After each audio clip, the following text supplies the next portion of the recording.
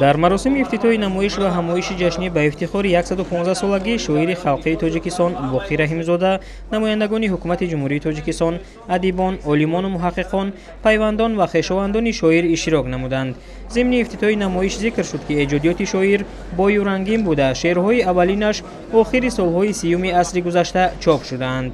باقی رحیمزاده در بین مردم همچون شاعری صحبت‌آرا و محفل‌آرا احترام خاصه داشت.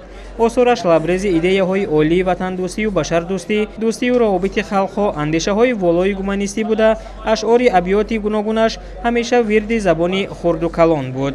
در این نمایش از فوند آثارخانه ملی و هم از حساب فرزندان شاعر بیش از 110 عدد نگاره از قبیل مصوره‌ها، اردن و مدال‌ها، جایزه‌ها، حجت و عکس‌ها، نوارها و کتاب‌ها پیشنهاد شدند که فعالیت پرثمر شاعر خلقی تاجیکستان باقی رحیمزاده و سهم بارز او را در رشد ادبیات نشان می‌دهند.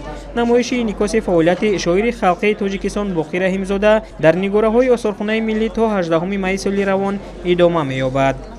پیش از همه از پیشوای معظم ملت جناب عالی پرزیدنت جمهوری تاجیکستان محترم امام علی رحمان سپاسگزاریم که خاطر پدر ما را شاد می‌دارند و از 115 سالگی زادروزشان تجلیل به عمل آوردند. به گفته استاد لایق به هر جایی که باقی ساقی باشد وفای دوستداران باقی باشد و چون فرزند در این همایش هرگاه کنم یادی پدر بر لرزه می آید دلم، گویا که لرزان می شود هر چوب و سنگ منزلم.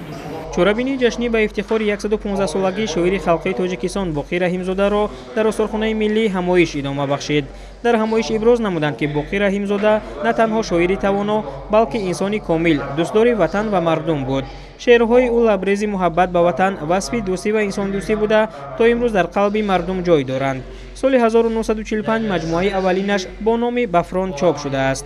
بعداً کتابهایش ایدی غلبه، سالهای آتشین، برگ سبز، حیات و سخن، چشمه، داستان راه نوری آفتاب، راه طی شده، الهام، دو جلده آثار، شاخه گل و شعر و داستانها به تب رسیدند. کتاب سرگذشت‌های ساقی از مهارت بلندی هجوینویسی شاعر درک می‌دهد. شاعر خلقی تاجیکستان باقی رحیمزاده با بسیار نشان و افتخارنامه‌های حکومتی سرفراز گردانیده شده است.